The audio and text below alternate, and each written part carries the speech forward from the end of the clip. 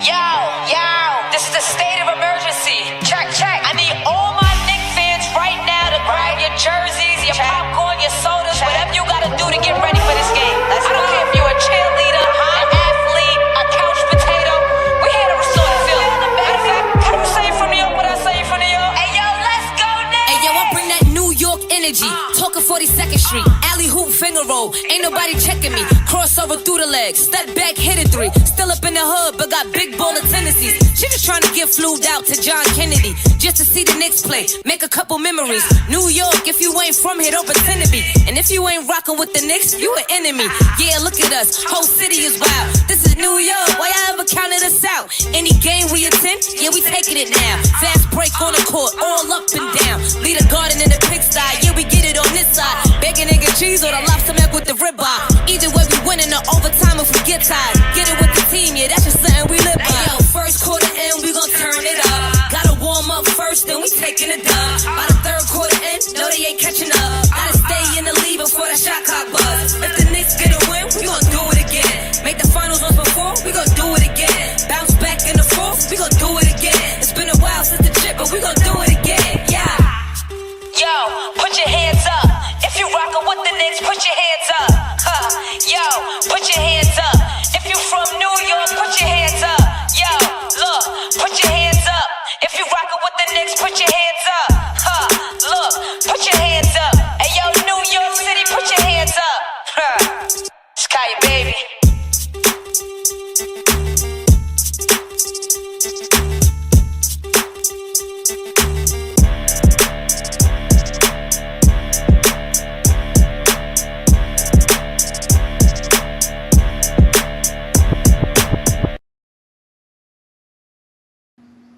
What up, what up, what's going on, everybody? It's your boy, Bishop D-Lo. We're here, you're there. It's the Church Sky Sports Show for the 24th of June, 2025. We are here on the other side of the summertime, in the midst of a heat wave up and down the East Coast. It's steaming hot in New York City, it's steaming hot in Virginia, and it's steaming hot in these NBA streets.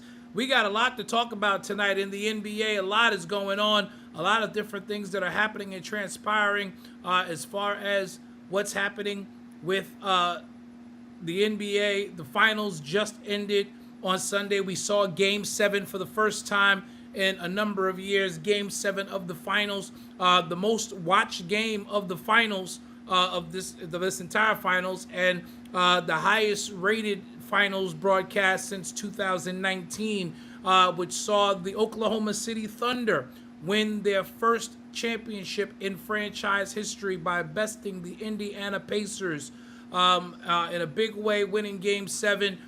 So we got a lot to discuss, a lot to talk about tonight on tonight's show, so we're going to get right into it. I'm waiting to see if any of the fellas are going to come on as we get ready to make some things happen here. But we invite you to do as we always do: like, share, tag, comment. We invite you all to like, share, tag, and comment. We invite you to like, share, tag, and comment. Get involved in this conversation tonight. We want to hear from you. We want to hear from you on tonight. So as we get into it, to me, an anticlimactic NBA Finals, a really anticlimactic into the series, which again saw the Indiana Pacers fall to the Oklahoma City Thunder. Shai Gilgeous-Alexander was the finals MVP to go along with his regular season MVP and an NBA champion to boot. He's the first player to do that in quite some time, to be a finals MVP, the NBA champion, and also win the NBA Finals MVP. So congratulations to Oklahoma City Thunder. For those of you who know, formerly the Seattle Supersonics, before they moved to Oklahoma City. So kudos to them. But we want to get you guys involved in the conversation tonight. Again, like, share, tag, comment as we get ready to get into it on tonight. And again, there's a lot to discuss, So again, let's get the conversation flowing. Let's get it going. Let's talk about this finals that we just saw. Firstly, I want to go on record as saying I watched exactly one half of the NBA Finals. And when I say one half, I mean one half of one game. and that was game one. That is the only half of the finals that I watched. I watched one half of game one. That was literally it for me. And honestly, it just didn't appeal to me. I mean, and some of y'all out there might be saying, well, you're a Knicks fan, so that's why you probably weren't watching. But no, I'm a basketball fan as well. And I watched last year's finals with the Celtics in it. I watched the finals the year before that when the Heat were in it. I watched the NBA. I love the game of basketball. And I watched a lot of the playoffs leading up to this. Leading up to this finals, but there was just something about this finals that just did not appeal to me. I don't know if there's anybody else. If that's you in the comments, I invite you to let's talk about it. Did you watch the finals? Did you watch any of the 7 games of this NBA Finals? I'm grateful that the NBA had a 7-game series. It was very necessary. But with all the different things that have gone on, with the officiating being bad, yes, we're going to get into Tyrese Halliburton's injury in just a minute, but y'all tell me in the comment section, did you watch the finals? Did you enjoy the finals? Did you not care about the finals? We want to hear from you on tonight. So if you were watching the finals, if you were engrossed in the finals, we definitely want to know from you tonight if you were a part of the number that enjoyed the NBA Finals and watched the NBA Finals. We're going to scroll your comments right here on the screen for those that are able to. Also, I'm not exactly sure what's going on. Something's wrong with Facebook to where if you're on my personal page, you might not be able to, I might not be able to see your comment. So I got my Facebook up as well, so I can kind of see the comments from there as well. But I also do invite you to leave a comment there so I can read it and we can have this conversation. Again, did you watch the NBA Finals?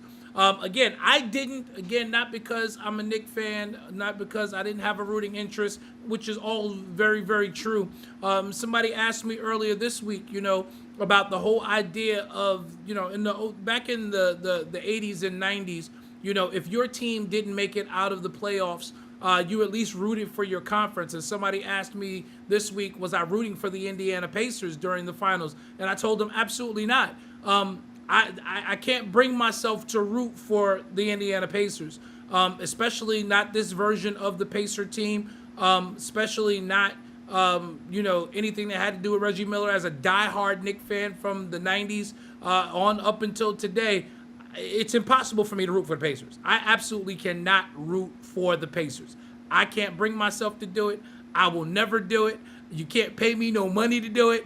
I can't root for the Pacers. I don't know about anybody else. But y'all tell me, did you watch the finals? If you did, who did you root for? Who were you pulling for in the NBA Finals on this past week, on this past month, these last 2 weeks, as we gear up going into tomorrow night's NBA draft? So as we know, the NBA has become a year-round thing. Tomorrow night is the NBA draft. Trades are already happening all around the NBA.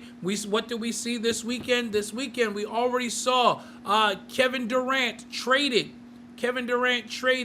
from the Phoenix Suns to the Houston Rockets.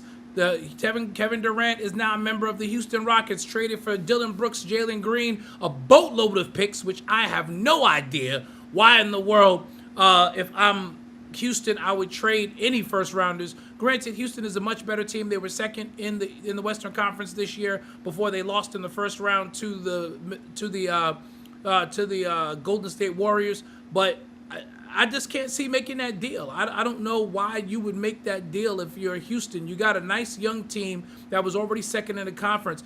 I mean, do we really think that a 37-year-old Kevin Durant puts the Houston Rockets over the hump, especially when you traded a young prospect, a young upcoming prospect like a Jalen Green, who's a really good player, streaky, but again, he's not even in his prime yet. And you traded Jalen Green because you're trying to make a run with Kevin Durant. But here's my question for the Houston Rockets now.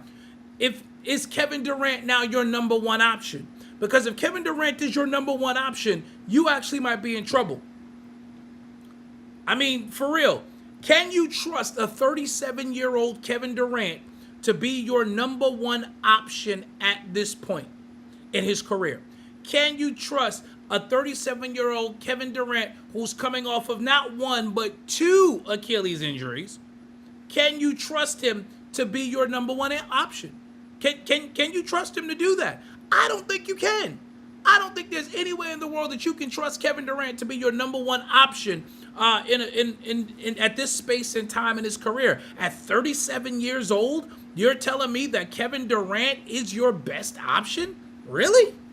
Kevin Durant, you think Kevin Durant is going to put you over the top when you don't, quite honestly, you don't have a bona fide number one option? And quite honestly, that got exposed. Yeah, you finished second in the conference, but that got exposed in the first round series because, you know, when it came down to it, you know, Steven Adams was doing the bulk of your scoring. Jalen Green, you had Amen Thompson, who you were kind of trying to do it by committee. You didn't have a guy who could take over games in Houston. So now you got a guy. Now, don't get me wrong. I believe Kevin Durant can have flashes, but where's Keisha Carter? I'm going to say this out loud. She's probably going to get excited when I say this if she's listening. But Kevin Durant is not LeBron James. If you were talking about trading for a 40-year-old LeBron James, LeBron still has the chance to potentially can be a number one option late in games. Is Kevin Durant really your best number one option late in games? He couldn't get it done with Devin Booker and Bradley Beal on his team in Phoenix. What makes you think that Houston is going to be able to get it done? Now, don't get me wrong. Houston, under Ime Udoka, has become a fantastic defensive team. Ime Udoka has them boys playing out there in Houston, in H-Town, and it's going to be crazy. It's absolutely going to be nuts. It is absolutely going to be nuts. And I'm looking forward to seeing, you know, what happens next. Yeah, Sam. Yeah, I saw that. We're going to talk about that in just a second. Drew Holiday and Poole. We're going to get to Boston in a minute. Again, y'all like, share, tag, and comment. But I got to deal with the first domino that fell, which was the Kevin Durant deal. Kevin Durant was dealt but we all knew that. There are many reports out there that actually said that New York was his preferred destination, but the Knicks didn't want him. And hey, kudos to Leon Rose, because the asking price was too high. I'm sure it was, because as we know, as Knicks fans, we all know that when you're a Knick or you're a Knicks fan, and when you are the New York Knicks, you're going to pay a higher tax than anybody else. You're going to pay a higher tax rate than anybody else. Why? Because it's New York. Heaviest jersey in the league, and people are always looking to try to extract more out of you because it's New York. Think about it, and I'm not saying nothing bad about the deal, but look at the fact that Mikal Bridges went for 5 number ones. 5. Mikal Bridges, who's not he was a number one option in Brooklyn, yes, but I'm not even saying anything about the season that he had for the Knicks this year, but Mikal Bridges went for 5 number ones. So what do you think you were going to, even at 37, what do you think they were going to ask for Kevin Durant? And that's what you got to look at. But I think the Knicks have enough in the tank and have enough of a team in place already to where they don't need to make any wholesale changes. So, you know, all these people that are talking about Giannis and all these people that are talking about this one or that one, another bona fide superstar, I don't think it's necessary. I think the Knicks need to really focus on getting the right coach in here, because the window of heaven is open. The window is open for potential, championship run from the Knicks this year. It is there. And how do I know this? That's a perfect segue. As my friend and brother posted here, Sam Jennings, Drew Holiday and Kristaps Porzingis have been traded from the Boston Celtics. So Boston has started a fire sale. And with it, the first domino to fall was Drew Holiday yesterday.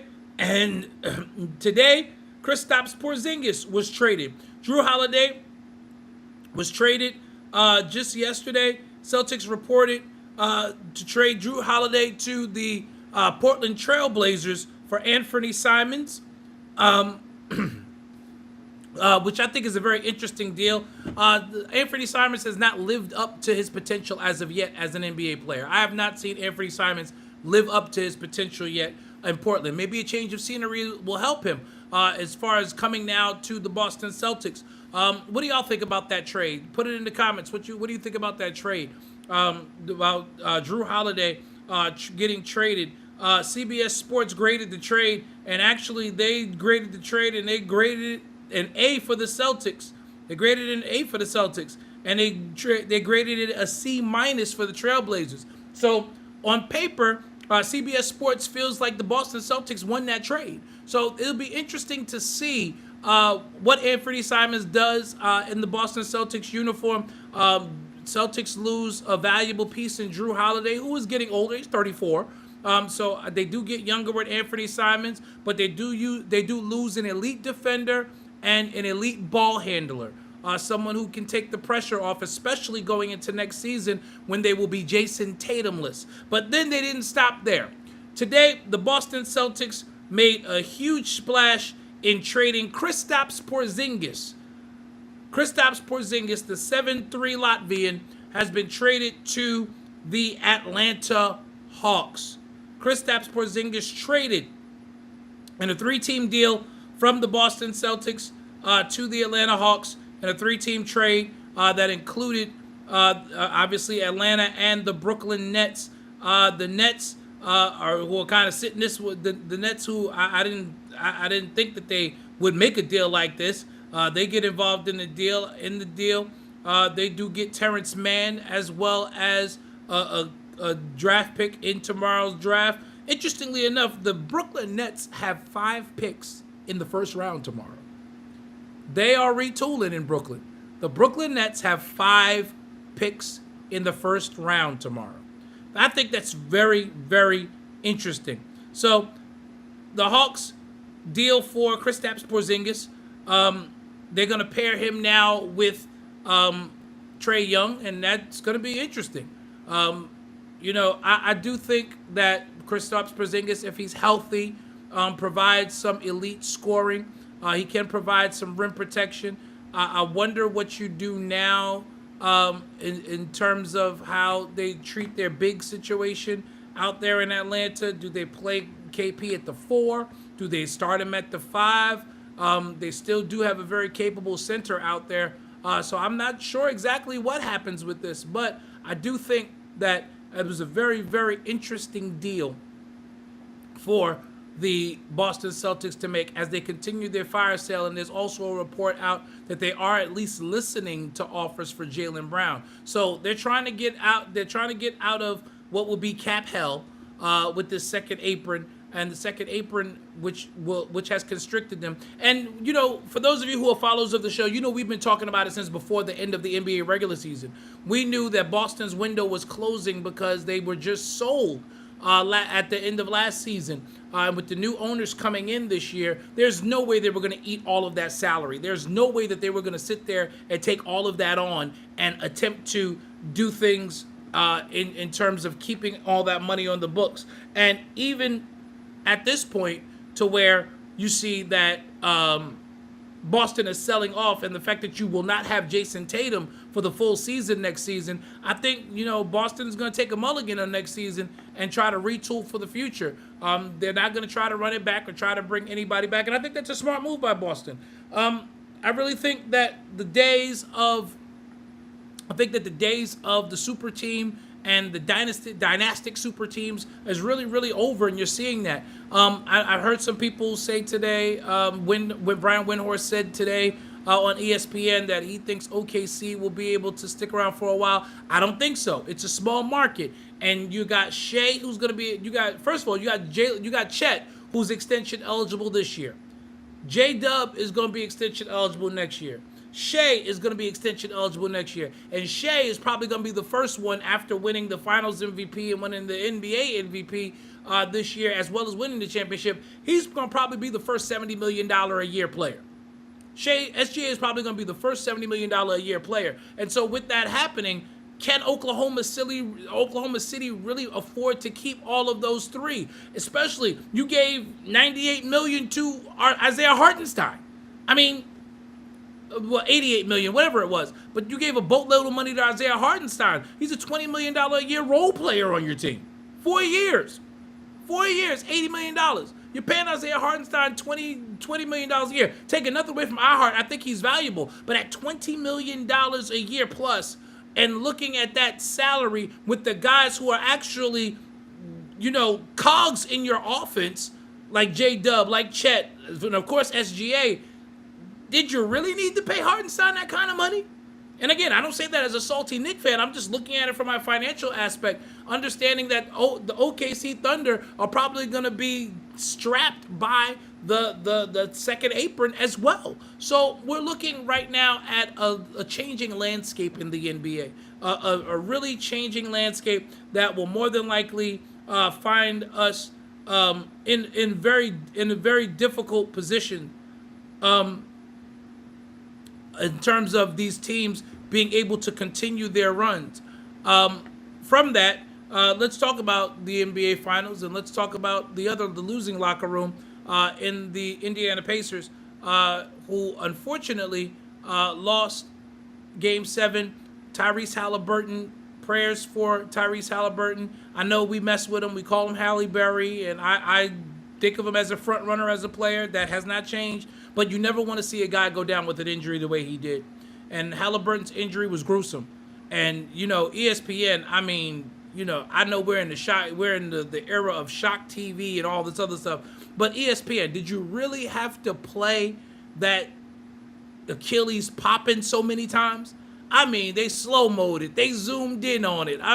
It seemed like every dead ball where they went to a timeout or a commercial, they were showing that injury all over again. But again, all hopes. I knew then because I didn't see the game, but when it came across my timeline and my feed on my phone where I saw that he had gone down with that injury, I knew that was it. I knew that was it. I knew that all hopes of Indiana even being close in Game 7 was out the window with that. And I was hoping Willie Green was going to be on here tonight. I did send him the link to join us tonight because he and I have a little bit of a disagreement where it comes to this right now because he thinks Indiana is going to be right there next year. And I told him, not without Halliburton. Yes, they're a team that does it by committee. And listen, kudos to Rick Carlisle, who is proven to be one of the all-time great coaches, a winner in Dallas, winning the championship with that team, with Jason Kidd and J.J. Barea, Tyson Chandler. Again, another team without necessarily any bona fide superstars who was able to beat a stacked Miami Heat team in the finals to win the championship that year. But what you have now is a real issue because as we look at things, we're seeing that the issues that are there in terms of this team with Indiana, you will find now that, or if you watch basketball, you find that Halliburton was the engine that kept them going. Halliburton was the reason why this team was able to be as good as they were this season, even though they started off kind of slow, even though things were kind of difficult for them early on. They turned it around and they caught fire at the right time. But that's not by coincidence. Tyrese Halliburton was a big part of that. Tyrese Halliburton was a big reason for it. Tyrese Halliburton was the guy that, the straw that stirred the drink, so to speak. I think Tyrese Halliburton, for all of the flack I personally give him, and I do give him a lot, I'm not even going to sit here and lie to you. I give Tyrese Halliburton a lot of flack. But, the dude balls. And because he balls, we run into a situation now where we look at these things. Victor George Smith, what's up, bro? Yeah, a lot of action going on. I'm sorry, I have to look at my Facebook because for whatever reason, the comments from my personal page are not popping up onto our streaming through Restream. But unless you're on, so if you're on the Church Guys page, I can see it. If you're on my personal page, the comments are not popping up. If you're on YouTube, I can see it. That's why I see Sam just says, funny, all the players that wore number 0 got an Achilles injury. I don't know. Maybe they should get rid of that 0. That's true, though. Dame and Jason Tatum and now Hallie, all of the zeros. But yes, Victor George Smith, my brother, a lot of movement going on in the NBA. A lot of movement happening right now. And I wanted to have this conversation because me and especially Bishop L, he's teaching tonight. He won't be with us, but me and Bishop L, we have very strong feelings about this. I really feel like the NBA needs to go back to demanding that their players wear high top sneakers. I think that is part of the issue because and again, this is coming from a guy who growing up playing ball, you didn't play ball in low tops. You didn't. You played ball in either three quarters, the mids as they call them, or you played in high tops. There was no such thing as playing in a low top sneaker. That ankle needed protection. That Achilles needed cushioning. And you got that from those older sneakers that were out. And, you know, I remember wearing basketball sneakers and wearing the Kobe's in high school when I played high school ball. And, you know, those are things because we had a deal with Nike through our school. And, you know, I remember that. You know, I remember those things. And, you know, those things that has really changed. Things have really, really changed so much with regards to that. And now everybody wants to be fashionable and everybody wants to wear a signature shoe and all these beautiful colorways. Don't get me wrong. I love a good colorway. You know, when new colorways for sneakers come out, I'll be on it. You know, I'm a sneaker head. So let's be clear about this. But, you know, I wear those sneakers to walk around. I wear those sneakers to go out. I wear those sneakers to go do other things. But when I want to play ball, I put ball sneakers on. I put basketball sneakers on. And I really wish we would get back to the point of where people wore basketball shoes. It's absolutely crazy for us to think that an ankle or an Achilles tendon or a foot is protected without these sneakers on. So again, and yes, Sam, that is definitely a discussion they should have at the owners' meeting. They need to go back to making high top sneakers mandatory in the league because, you know, when you think about it, so many ankle injuries, even with the Knicks. Jalen Brunson rolled his ankle 47 times this year.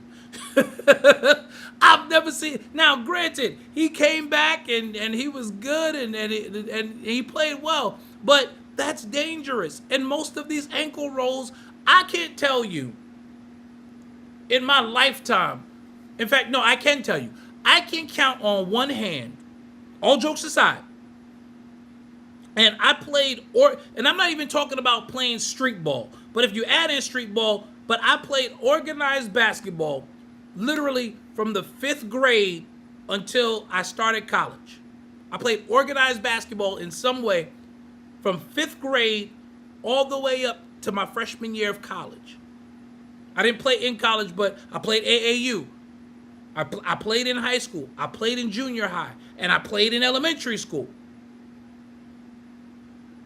From 5th grade all the way up to high school, what was I, 10 years old? So 10 years, for 10 years almost, I played organized basketball. David Wright is here.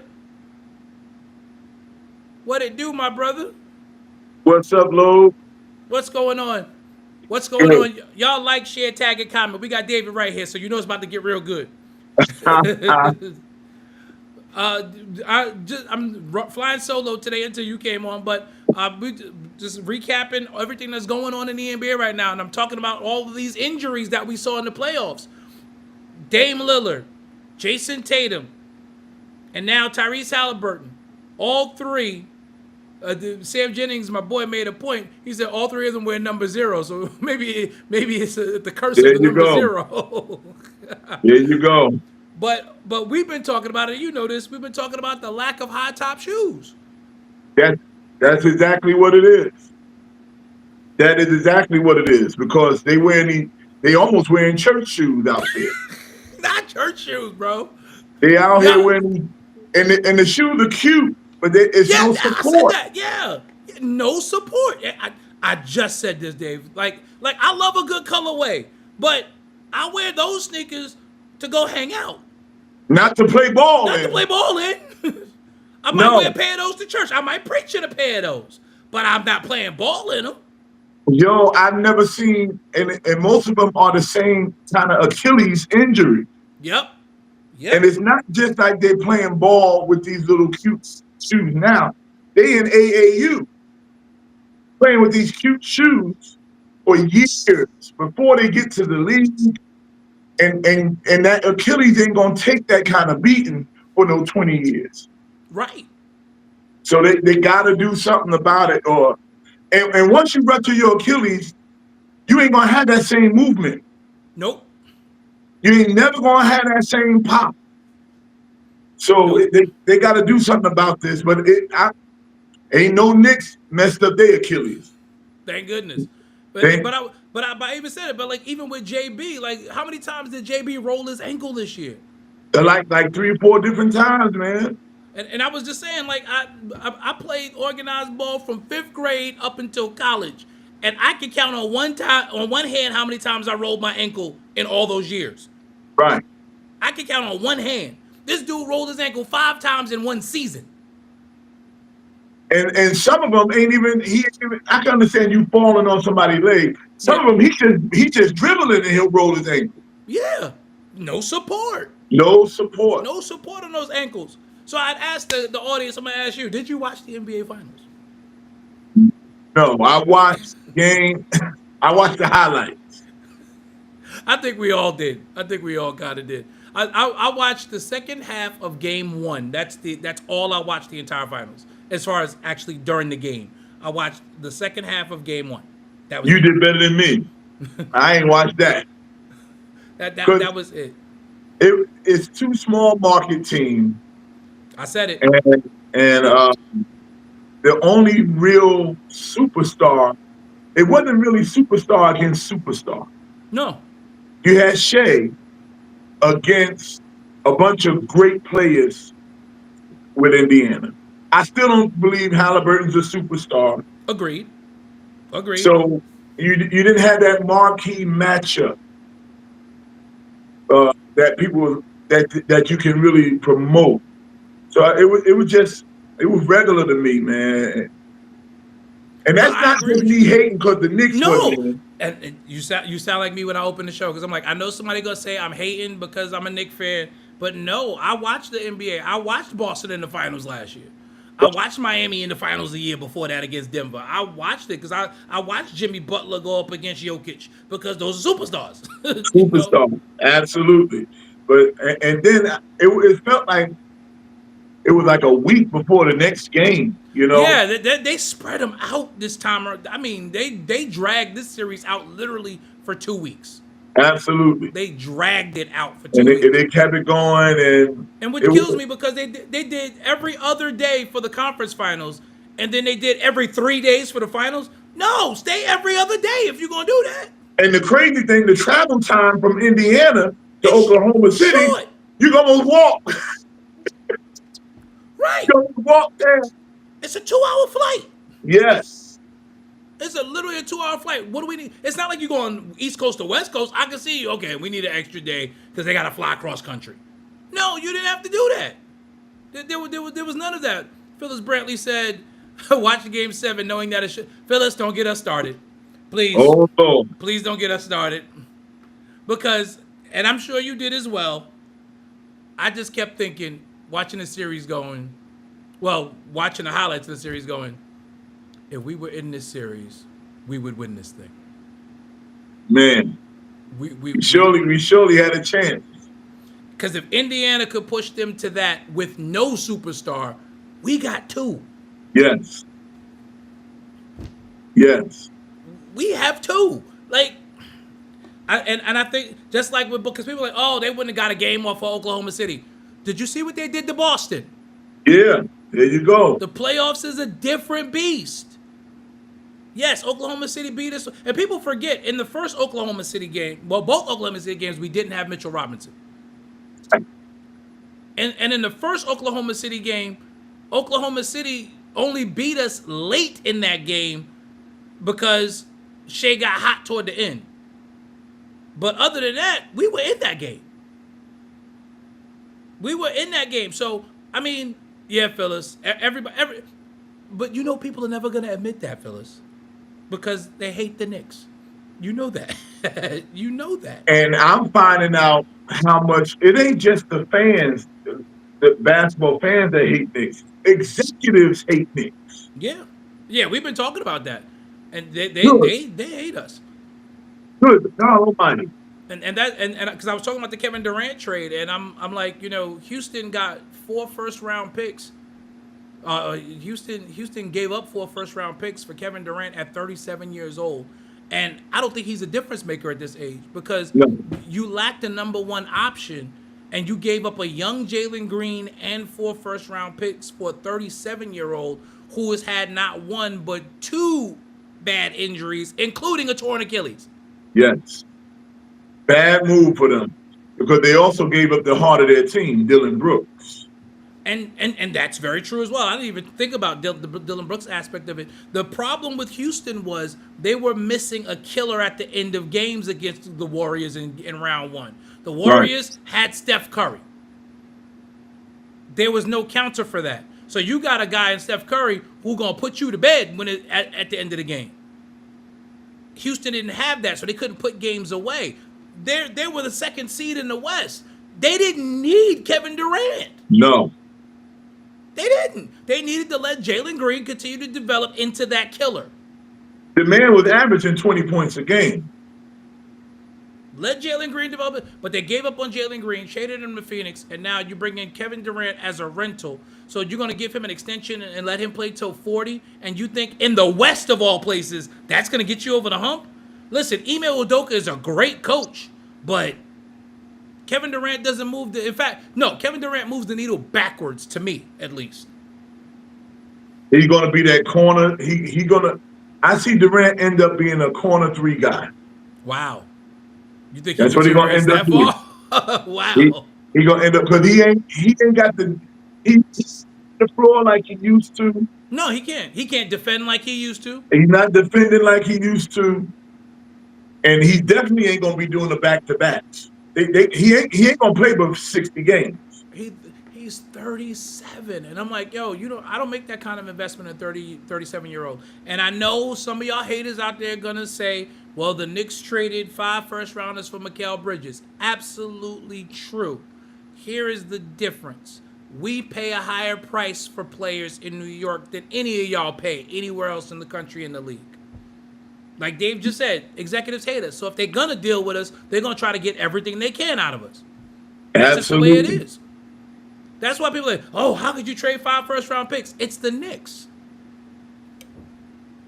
If we want a player, we got to pay a premium. That's just what it is. I'm sure the Knicks probably put together a better package than Houston did to get KD.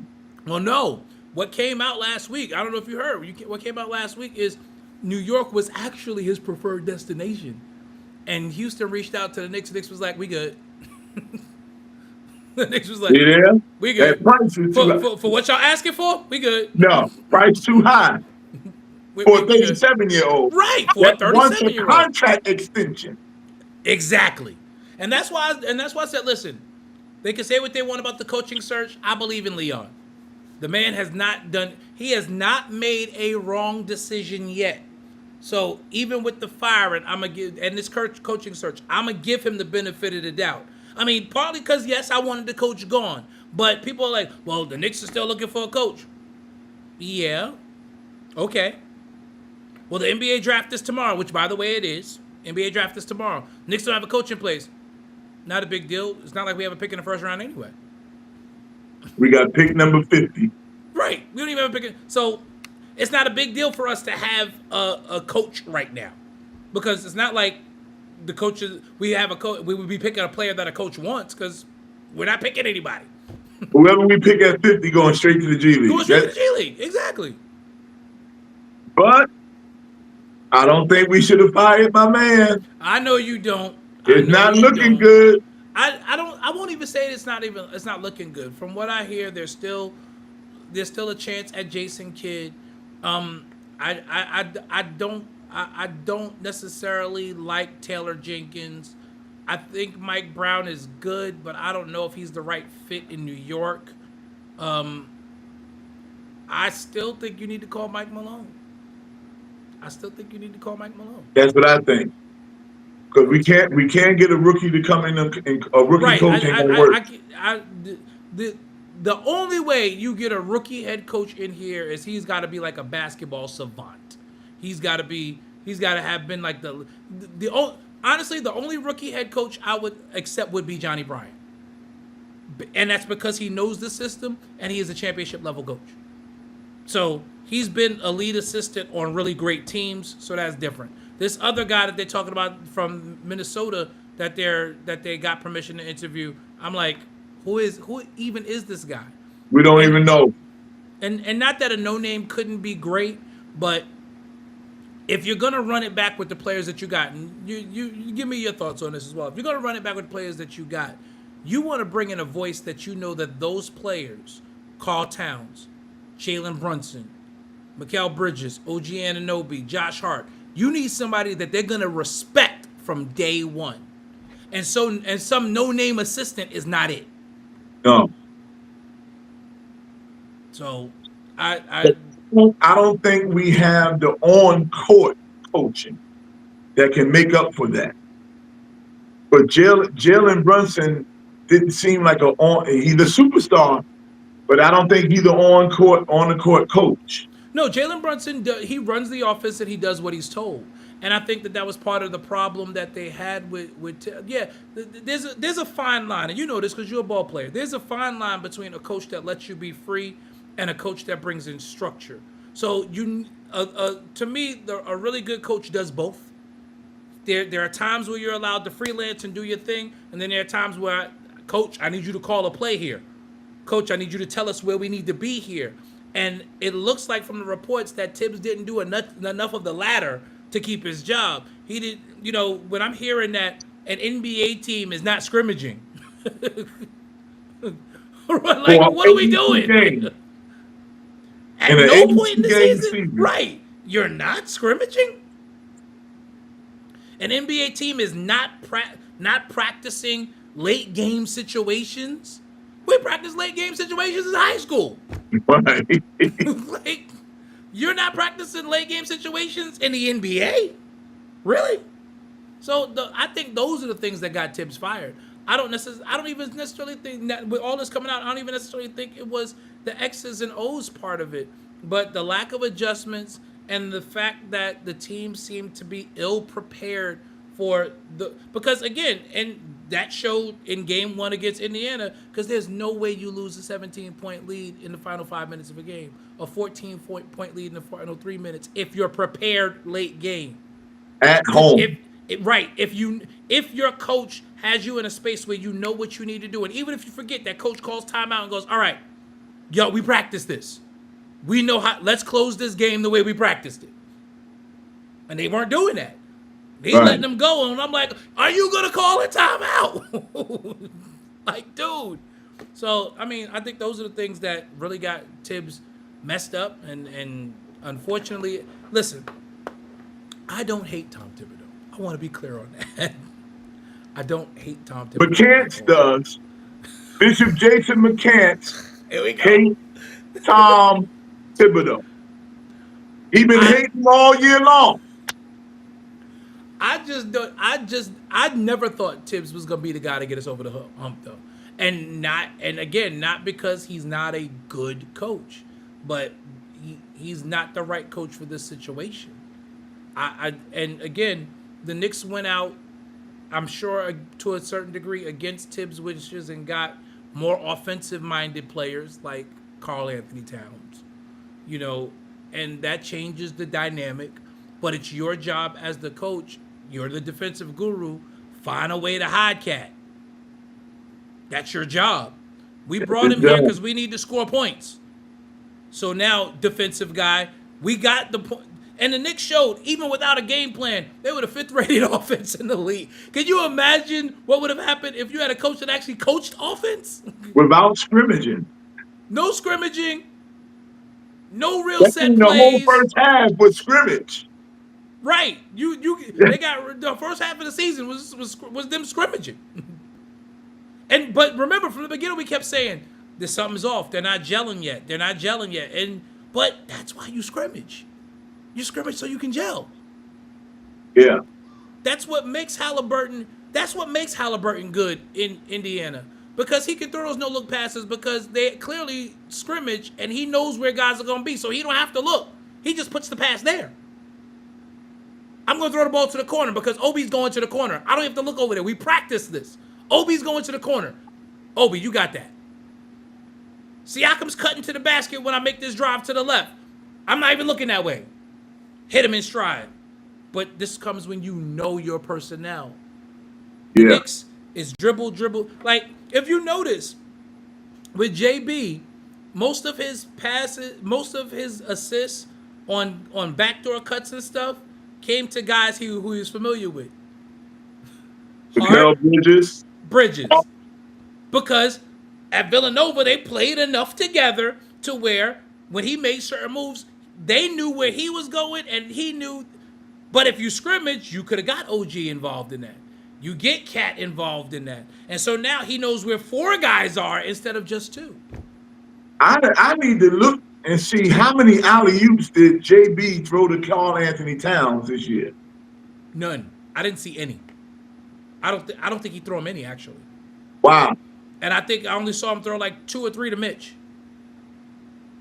And Mitch is one of the best rim runners in the game. Absolutely. But Mitch it takes scrimmaging to do that. Right. Mitch should be averaging 10 lobs a game because he's one of the best rim runners and he jumps higher than anybody else. You could throw that lob up high and Mitch gets up in the air, he putting it in. The stuff that he did, what was it? When the first year Tibbs was there, R.J. Barrett threw him a lob that almost went behind him. Dude grabbed it with one hand. Yeah, they threw it down in threw there. that thing down. I'm like, yo! That scrimmaging is so important. Willie Green has joined the show. My man, Willie Green. Oh man, can y'all hear me? Yeah, we got you, bro. I'm trying to get these headphones on, but in case they don't go on, what's We up, can hear you. fellas? Can you hear us? Yeah, I can hear you. What's happening? We just talking through. So I'm gonna ask you what I started to show off with everybody and ask the audience as well. How much of the NBA Finals did you watch? I watched the entire thing. Oh! It was actually one of the best finals I've watched yet. Okay.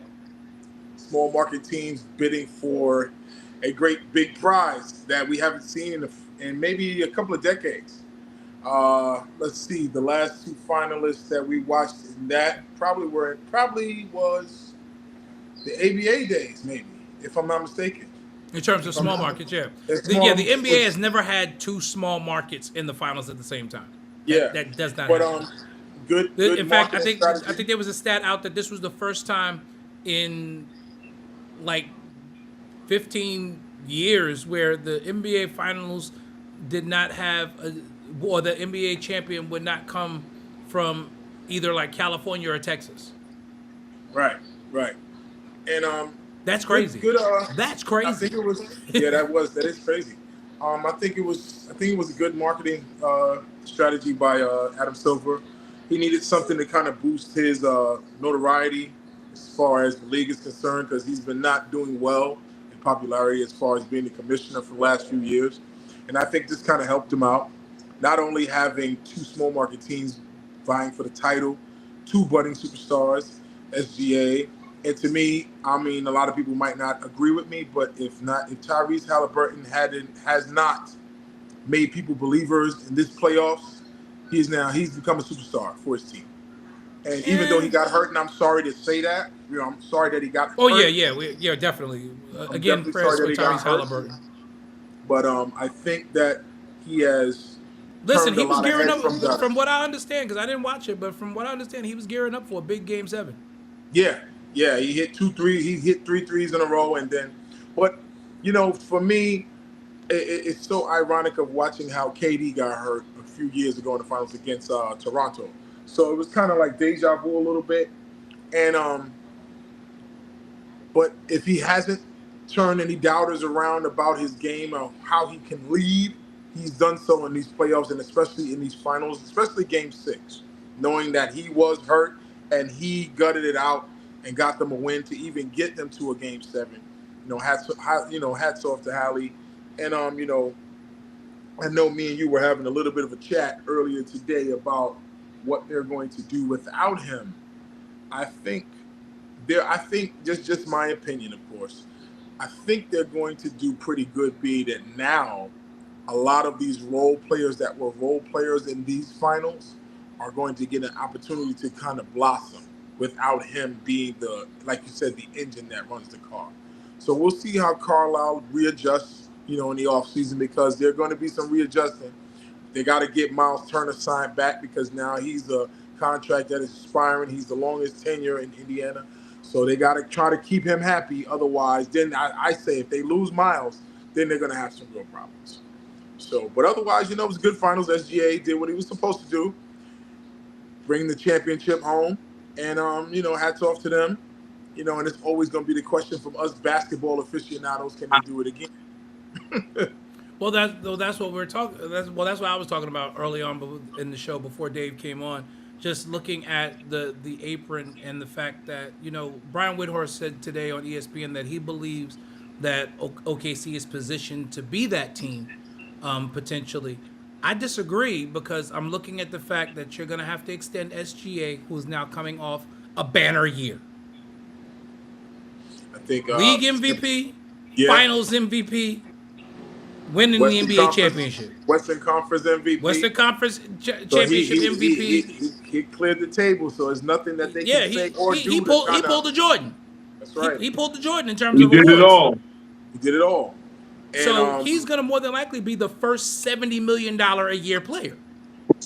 Well, I think he's brought it back to where it's a guard-driven league. It's really now becoming a guard-driven league, like we said, i.e. Michael Jordan, i.e. Kobe Bryant, i.e. Tracy McGrady, guards that are combo guards that can guard both sides of the floor. He's not a liability defensively, so we now have a situation in OKC where they're going to have to build around him. And shout out to Sam Presti, man. I don't know how not to give this man his flowers, even though absolutely, he's done a fantastic job. He's loaded the next 6 years with draft picks and loaded and cap space enough to bring in people. So he's done a masterful job. In the next 5 years, 14 first rounders in the next 5 years. Oh my God, he's loaded. So it's like, what can stop them but them? You know what I'm saying? Right. Money is the only thing that can stop them. That second apron is the only thing that can stop them. But that's why I'm worried, because in terms of them being able to become that dynasty where they're good for 5 to 10 years. I will say if SGA is smart, right? But it doesn't always work in basketball. You think he does Jalen Brunson? Yeah, I think he takes a pay cut. Just so I think he secures trying to get the dynasty rolling before he secures the bag. Now, how much money will he sacrifice is the question that we need to all ask. That is indeed the question. Because he doesn't have to really sacrifice anything. He doesn't really have to sacrifice anything. Because this run qualified him for the Supermax. So absolutely. And I think he will put it on the table. But if he sacrifices that to win a championship and they bring in a big name, like I'll just throw it out there, and then we know it's far from the truth.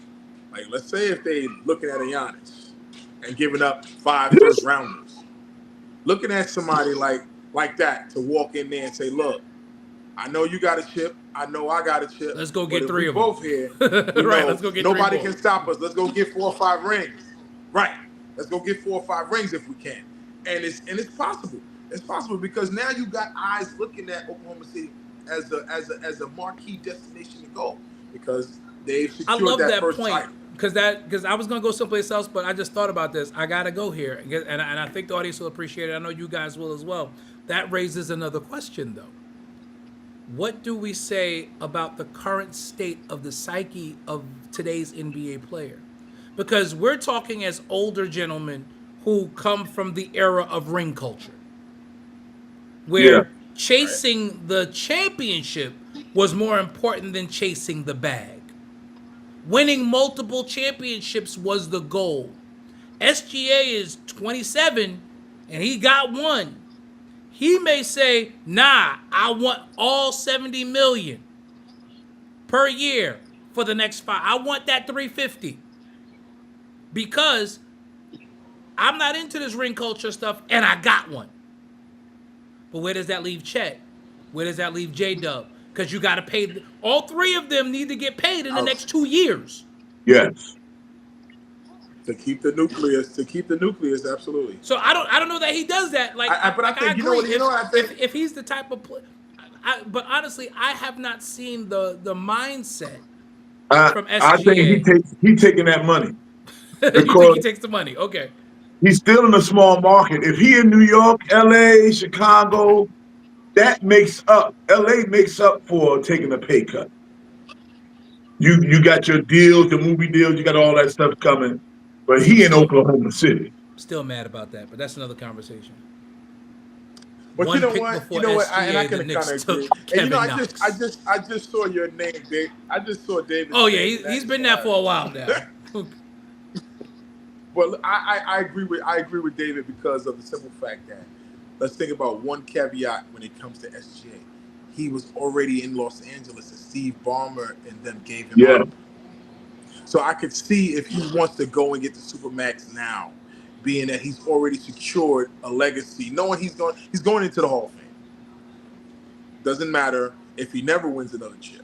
Now, would it secure him first ballot if he wins another championship in Oklahoma? Oh, absolutely. City? I would say yes.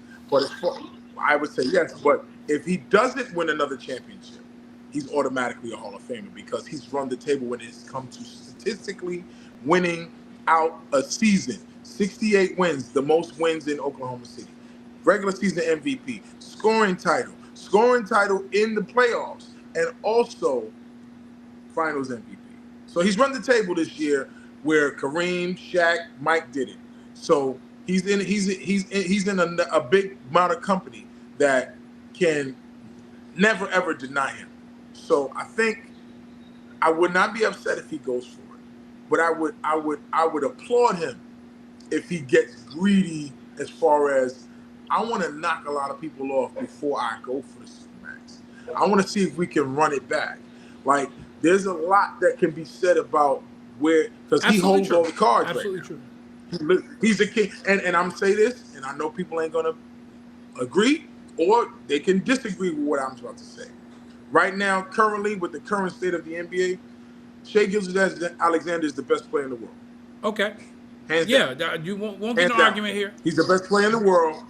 He got a triple crown. That's the triple crown from baseball. That because he's won a chip, because he proved it. Yeah. Right. He's proved it. And when it was time to show up, indeed, he showed up. So, I'm sorry, Jokic. I'm sorry, quote unquote, Luka. To my degree, I say. Will, are you frozen? You know, we got things being that it just got bought by the Dodgers, and Anthony Edwards kind of took a dip this year. You know what I'm saying? But SGA has clearly separated himself. Terrible conference finals. Right. He has clearly separated himself for the next at least 1 or 2 seasons as best player in the world. He took Edwards out head on. Yeah, he took him head on. So he's clearly separated himself right now. He led his team to 84 wins this year. 68 in the regular season and 16 when it counted. Yep. 84 wins in a year? It's a lot. That's a lot of wins. It's a lot of wins. That's a lot of wins.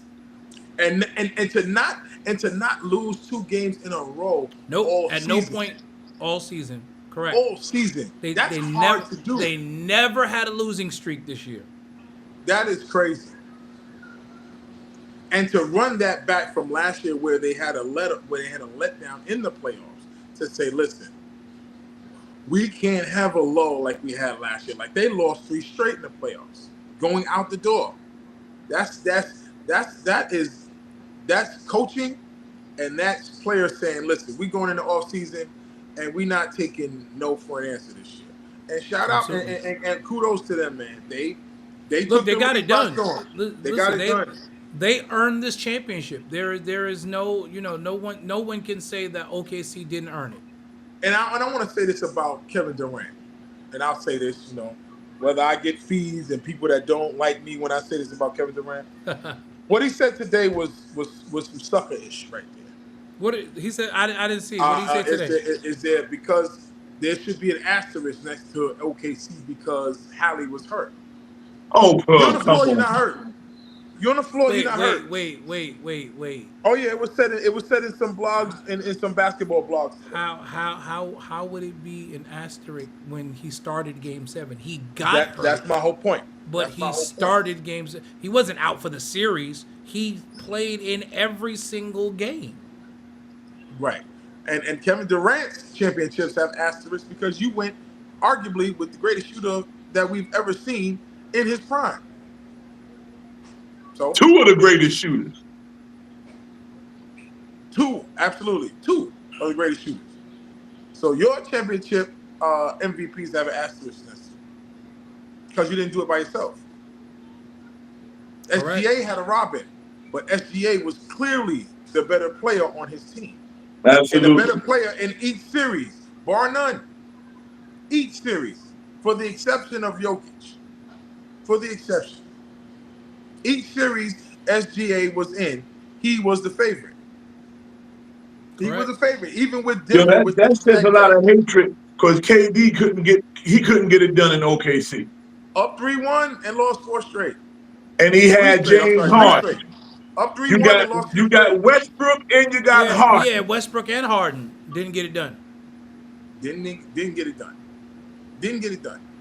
So that speaks volumes when you got people that, arguably did not want to stay in that small market because not only were they ring chasers, they were looking for the bag. And I get it. I understand. You want your money, you want to secure your money, that's fine.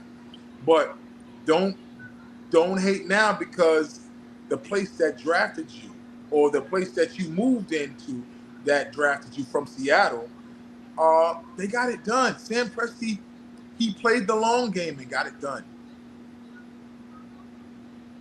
Without you.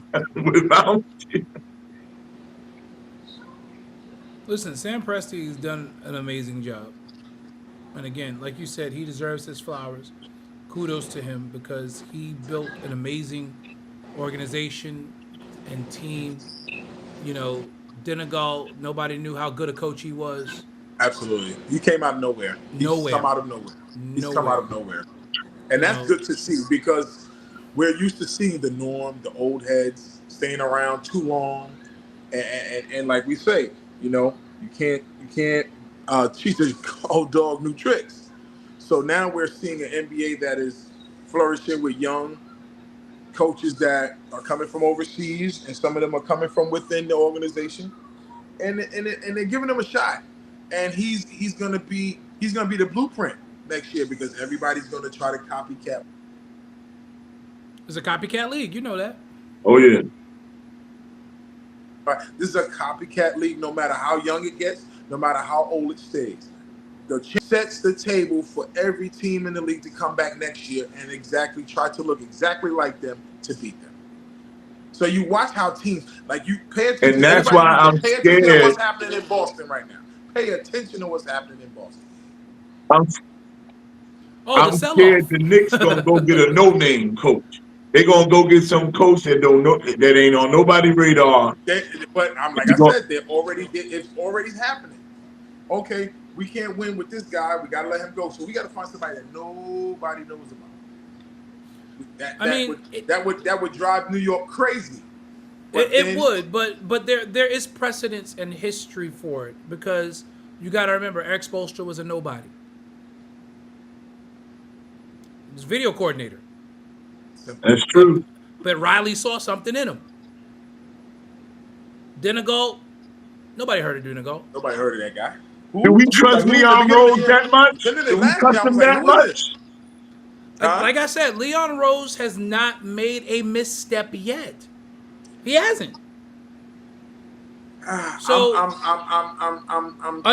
curious to see how they're moving here. I know that they got a couple of candidates, but I'm curious. I think we're all curious to see it, but like Dave said, Knicks fans are panicking for the most part now because they're looking for that big splash. But if you watch Leon Rose the last 5 years, some of his best moves have been the subtle ones, the ones that you didn't see coming, the not so much big splashes. 2 years ago, it was the signing of Dante DiVincenzo. Right. It got DiVincenzo on the cheap. The trade for Josh Hart. Nobody Cam thought that would be a Reddish. needle mover. Cam Reddish for Josh Hart. Right. And Knicks fans were mad about that. Well, I'll say this: they have to find a coach that is going to fill a void of identity that the Knicks once had. They have to recreate that identity of them, gritty, that are going to be in your face for 48 minutes. Because J.R. the Knicks Smith. have taken a step back from being in your No. face. Huh? No, fool. I J.R. Smith. don't. But that If would that be came, that, if that, Ron that's- Artest. now that would be out of the norm. That would be out of the norm. Ron Artest. Since we throwing out names, he threw his hat into the ring. He won the job. Ron Artest. I think the Knicks gotta the Knicks, job like to you said, Ron. even though they gotta be, it has to be a person that's gonna give them the identity of what the Knicks formula is for winning. Pablo Prigioni. Yo, he's down there with Detroit, right? No, Pablo. I'm gonna say a name and it might sound crazy. Who? Willie Green. He's trying to get out of New Orleans. He's trying to get out of New Orleans. They just traded C.J. McCullough for Jordan They did Poole. trade CJ today. Yep, for Jordan Poole. Wow. Right. Didn't And see that Zion coming. Williamson is on an expiring contract in the next year and a half. And once out. And once out. And once out, And wants to come to New York, really. either that or Brooklyn. I would prefer him to be a Knick. Honestly, even though you know me and your Knicks. I would prefer him to be a Knick because he would bring an identity. prefer to be a Knick. He would be an identity that the Knicks are lacking, i.e. via Julius Randle getting out of there. Y'all We need that. got a lot. We got too many food spots down there by the garden. He'll blow up, man. He get that street meat. He be eating them hot dogs. All right, off the Charles street. Barkley. All right, Charles Barkley. That white. So I'm telling you, Zion Listen, been don't even do pounds it. here. I was in New York this weekend. This past weekend for a banquet. round. I went to a banquet on Saturday afternoon, and that Saturday night I had some halal food. Listen, See? With that white sauce on it. with Wasn't it that white sauce, yes sir, yes sir. This ain't no good for Zion Williams. No, but honestly, I think Zion would be in shape here because this is where he wants to be. I think Yeah, it's something right. different when a player wants to be someplace, and I believe Zion knows what it would take to be great here. Some people just have that attitude. Quiet as it's kept, I felt like RJ had the attitude. He just didn't have the game to translate. But RJ had the attitude. But I think even with that, man, I kind of. And Toronto's talking about moving on from him. I'm like, oh wow.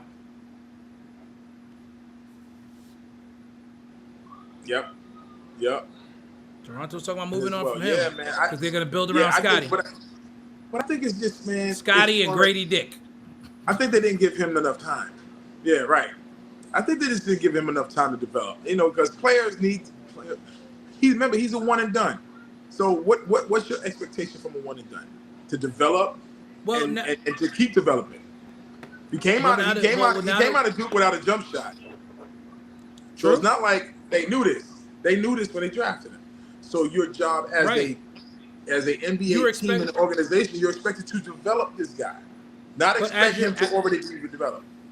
But as we're finding out, our former coach clearly didn't take the time to develop players. Because you look at RJ, RJ has made it, he got his bag on raw skill. Because I agree, he has not developed that much, but he was good enough with his raw skill to level up from 18 points a game to his rookie year to 21 by the time he got to the end of his rookie deal and was able to get a bag in his extension. Right. But look at Quentin Grimes. Got out of New York, got to Philly, thriving. But will that translate to him next year? Because remember, you're going to bet on yourself at all times. I feel like if I'm Philly, you build around Maxey and Grimes. But that's just me. You build around that backcourt. I think they're gonna give Nick Nurse one more year, and everything that has translated from injuries. I think they're gonna run it back one more year. And if we don't see something by midseason like we did, if we see something midseason like we did last year, then they're gonna blow it up. Well, Grimes at the starting two, I think makes them better. I do. And I'm hearing that the Knicks are trying to get IQ back. I have not heard that, but I mean, I've heard that through the grapevine that they're trying to get quickly back here. But he had a weird year. He was hurt a lot this year. He was hurt a lot this year. And I mean, even Obi Toppin has developed so much under Rick Carlisle. He has developed so much under Rick Carlisle. What still baffles me about Game 7, honestly, and I'm glad, and I'm kind of glad you kind of said Obi's name. Carlisle went away from Obi in Game 7 because I saw the stat line, and I'm like, he was killing, because he was from. Again, I didn't watch the games, but looking at the stat lines every day, Obi was killing. And when Hallie went down, you've got to go back to your most consistent player. And that was Obi. Because I was looking at the stat lines going, if Indiana wins this, the Knicks are going to be sick because freaking Obi Toppin's going to win the MVP. Yeah. That's what I was looking at. He was about 47.5% from the field. Yeah. Crazy. Did you see his stat line during the series, Dave? Dave? Was going in. Yeah. Yo, I was asking Dave, did Dave see his stat line? Like, He if balled Indiana out. had won that series, Obi was going to win the Finals MVP.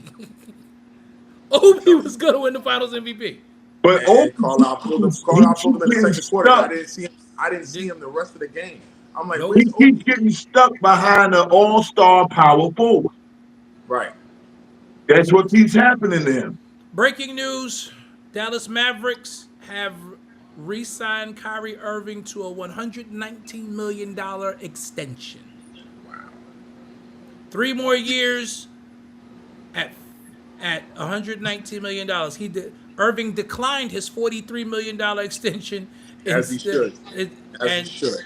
And his player option, and got 3 years and $119 million. That's about $40 million a year.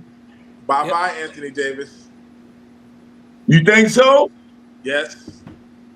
They set it up for him and Cooper. Bye-bye. Oh yeah, because you're not pairing Anthony Davis and Cooper Flag. No way. Bye-bye. No. That extension for Kyrie says that you are our guard and Cooper is going to be our big. That's what that says. Because and they still got Gafford and still got Lively. So bye-bye, AD. He's collateral damage. Phyllis, you sound like Dave is going to work hard here. I just said bye-bye, AD. AD going to go back to the Lakers. They're going to sign and waive him. They're going to waive him. And they'll sign him for the bare minimum and give him his $30 or $40 million that Dallas is going to owe him. And he'll go back to L.A. He still lives in L.A. So it's not like he's not there. He still lives there. Speaking of L.A., we got to talk about the $10 billion. we got to talk about the $10 billion. We can't go off the air until we talk about the $10 billion. And you got to remember, all she sold was the majority ownership. So she still has a piece of the team. Right. She still has power to do what she wants to do. And she's still the governor of the team. So she's still de facto running the team. She just sold off the sign-off power as far as, so she got to go to somebody to do stuff, but she's still in charge. That's right. Just and got $10 billion in her pocket. And put $10 billion in her pocket. Yes. Just the Dodgers are signing the check. She's signing one side of the check, and they're signing the major part of the check. They've assumed the bigger financial risk. That's it. But now it opens up a can where, number one, and I'll say this, and everybody's going to think I'm crazy when I say this. LeBron James is expendable now. He's very expendable. Will they do it? I don't think so, because he still puts, him and Luka, still put butts in the seats. And the Los Angeles Lakers are always used to having a dynamic duo on the same team. I.e., he's 40, about to be 41 in December. But I think he's going to wait until Bryce comes into the league, and then he's going to walk away. Now, where Bryce plays, that's the question, and that's where LeBron will go once he's drafted, because he's going to Arizona this year. He's going to be a one and done. He's projected to be probably a top 5 or top 10 pick if he comes out next year after his 1 year. So I think LeBron's going to have year 23 here in LA, see if they can run it back and try to get a chip. And once year 23 is done, whether he wins or he loses, he's gonna be gone because he's gonna go play with his son. He's gonna get Bronny to go wherever he goes. But so he's gonna take the other son with him. He's gonna take the other son with him. Yep, and he's out of here. And after that, they're gonna play 1 year together. Farewell tour be year 24, which I think he'll do in tribute to Kobe Bryant. And he'll walk away. He'll walk away out of sunset. We'll celebrate him, and then he'll become an owner in Las Vegas, and that'll be that. But I think the Lakers have positioned themselves to really, really do some damage with Luka when Luka becomes the main marquee focus, and they're gonna have a lot of assets to not only get rid of, but they're gonna have to be able to draft very, very well. And that's where Rob Pelinka, I think he's expendable as well, because the new ownership is not going to go for the same old okie doke that Rob Pelinka is used to doing. Oh, No. Where he grabs his Rob buddy, he grabs Pelinka- the old superstar and try to make it work. Rob Pelinka's on thin ice because Yes. you got to remember that one of the major players in that Dodger ownership group is the Magic guy that Johnson. he ousted. Magic Johnson. Right. So Magic has the ultimate revenge now. He's Pelinka's boss again. Right. Well, I think Magic will leave everything on the table, and for Rob has to now make good, i.e., like he did when he excuse me 1 second, like he did when he pulled off the Pau Gasol deal. He has to make it work now because, like you said, he's on thin ice and he's on the chopping block. And for Luka Doncic to go into the offseason and lose 20, 25 pounds, trying to get to where he was when they went to the finals the year before, I think that says a lot about Luka wanting to be the marquee guy in Los Angeles now. And he wants people to come play with him. And I think they will. I think they will. And I just need Luka to get defensively engaged. If he does that, then the Lakers have an upside. If he doesn't, then it's going to be the same old tired Luka from Dallas when they decided that when Dirk was on his way out and he was trying to take over and they couldn't win a playoff series because Luka couldn't move laterally and Dirk looking at him like, yo, what are you doing? I'm playing basketball. That's all he'll be doing. So the Lakers are this will be a interesting season for the Lakers. It will be interesting. Definitely. What's this? Keisha, his name Ben Tibbs advocate forever. You just seeing that for the first time? And Keisha, you know we shouldn't have fired that man. Here we go. Yes, you should have. Yes, we should have, and that's Yes. why he gone. If we had a plan, we ain't got no plan. Kenny Smith. David, we talked about this. There is a plan. There's a plan. But again, I think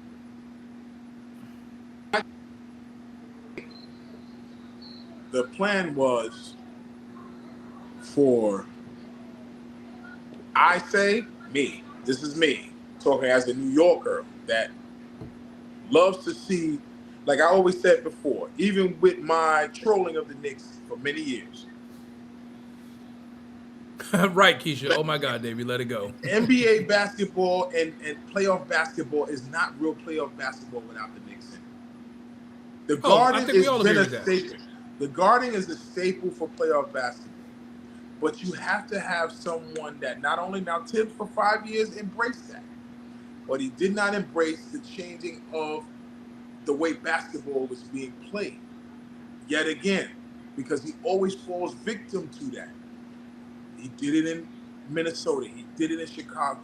He did it again in New York. He always falls victim to wanting to be set in his ways when the landscape is always changing. And the style of play is always changing. You cannot keep playing the same way and think you're going to get a different result. That's insanity. And he has done it with Derrick Rose. He has done it with whether it be Andrew Wiggins or Karl Anthony Towns when he was in Minnesota, and he did it again here in New York. So it's not going to work. And like I said, this might have been his last coaching job in the league. Like this might have been. But I say bring a man that needs no introduction into New York I say get Mark Jackson in. I mean, we all agree with He that. deserves it. He They're never deserves going to it. do it. I agree, but they're never going to do it. That's right, Keisha. He wouldn't be. He has not adjusted to where the NBA has gone. And being stuck in your way. I mean, granted, you know, he had some players that would run through a wall from him because Tibbs is, and everybody says this, Tibbs is genuinely a nice guy. So people like him. But just because you're a nice guy doesn't mean you're a championship level coach. Right. People Right, hated absolutely. Pat Riley, but guys played for him because they would get a ring. That's right. And he knew how to coach. People And he hated coached Phil perfect. Jackson, but they And played he for him coached- because they knew they would get a ring. Because he coached personalities. He didn't always coach X's and O's. Right? Keisha says she thinks he needs to retire. I'm inclined to agree, Keisha. I think that, you know, the Tibbs train has sailed. He's up, nearly 70 years old. It's time to call it a career. Somebody gonna hire him. As Well, an assistant, maybe. He has a championship to his credit in Boston as far as the defensive coordinator is concerned. So, There's I been mean, some rumblings about him going across the river to New York, to Brooklyn, as an For what? assistant. As an assistant. The Knicks are so desperate, they call Greg Popovich. The Knicks did not call Greg Popovich. Stop your nonsense. And that man, they're on life support. David, No, Keisha, I agree. Keisha, I believe Tibbs was perfect for the rebuild. Tibbs was perfect for the changing of the identity and creating a culture. But he is not a champion. But you know what? You're saying Mark Jackson, and I agree, but Golden State didn't think Mark Jackson can get them over the hump. No, So they fired they Mark said Jackson Mark for Jackson personal got reasons. us here, but Steve Kerr can get us went over here. the pulpit and was calling things the way they was. That's the problem. They fired Mark Jackson for personal reasons. That's right. None I of that was believe basketball so. related. None of that was basketball related. He was telling them what sin is. Right. Exactly. Exactly. Right. Mark Jackson That's got right. fired because he was being called the pastor. David, he was calling out them San Francisco treats. That's what he was Yeah, he calling was. out. Ah! So the Not owner's them son, San he's a little treaty-ish. Bob Myers. Nobody want to say his name. Yeah, That's who got rid of him. yeah. Golden State fired Mark because he did a revival. He Well, told Bob what's his Myers holiness is right. That's what he Right. did. But listen, you know, if you ever go listen, Andre Iguodala did an interview some years ago where he actually talked about it, and he said, you know, they tried to paint Mark as being this guy who was like forcing religion on us and all this stuff, and he was like, it wasn't like that at all. He said Mark was a stand-up guy who everybody loved, and when they had the chapel services before games on Sundays that Mark would lead, the players went because they wanted to be there. He ain't make them go. That's right. He didn't force anything on him. And you know, You know. he's the reason why Steph Curry got saved. Yes, He's the sir. reason why Steph Curry has Philippians 4:13 in his On shoe his deal. sneakers. On his He's the sneakers reason right why now. Under Yep. Armour. He's the reason why Under Armour has endorsed him. Yep. And Steph Curry made sure he got Philippians, and they were the only ones that were willing to give him his favorite scripture in the deal. That's On right. every shoe. On his sneaker. On every Yep. shoe. On every shoe. And on every shoe. they don't give Mark Jackson the credit for changing the NBA game. They give it to Steph Curry, but Mark Jackson was the coach that allowed him, if you Please can don't hit get me that, started, because I've pull up been from half saying, court. Dave, I've been saying for years, Steve Kerr, he inherited Mark's team. He lucked into being considered a great coach because he walked into a ready-made juggernaut. Set up to destroy everybody. There were a few tweaks later on, but even with that, and Kerr has said it, he kept Mark Jackson's offense. That's right. Yeah. He installed some more defensive principles, but he kept Mark Jackson. That's Mark Jackson's offense that the Warriors run. And he installed pieces of the triangle. When they did that, because now KD comes into the mix, Yep. everything else is history. It's a wrap. That's right, Keisha. It all started in Golden State because, listen, he turned that franchise around. They went from a lottery team to winning 50 games in his first season. First season. He made them a 50-win team. And won the chip. You know, Keisha, I know you can't stand Golden State for what they did to Mark. Keisha's still mad at them for that. But I get it. You know, it was personal. The part that saddens me is the fact that firing got Mark blackballed. Yes. Yeah. That's the issue for me, because you can't if you listen to him on games once he went to work for ESPN, the dude was calling out what was going to happen next before it happened. And that's why him and Van Gundy were the best with Mike Breen, because you had two quality coaches that were giving you the X's and O's before they happened. He knew these dudes was calling out the plays that the coaches was calling out of timeouts before the play ran. But then that became a problem for ESPN, because now you take the suspense out of trying to find out what's next. But the bad part is everybody loved them. Everybody hates Doris Burke. Oh yeah, she's horrible. I hate to say it, she's horrible. They hate Doris Burke. They hate Richard. Like when somebody's, I was looking at TikTok. Godfather was saying Richard Jefferson. He said Bishop. He said Richard Jefferson is the worst because he doesn't actually do. Yeah, sure, he tells you what's going on, but he's not telling you anything that I don't already see with my own two eyes. Well, they had to pivot when JJ took the Lakers job, so they had to find somebody. I mean, like, I could even deal with even last year I could deal with JJ. I wanted Doris gone, but I could deal with JJ because JJ is another X's and O's guy. He's going to give you the inner workings of what's going on in that huddle. What was the thought process behind this play that just got made? Why did LeBron make that pass? Why did Kevin Durant take that shot? Why did these things happen? Yo, I'm gonna tell y'all, we better hold on to Monica McNutt, because she got that voice. Listen, and that energy that can be mainstream. MSG already gave Monica the bag. She ain't going nowhere. That's right. She ain't going nowhere.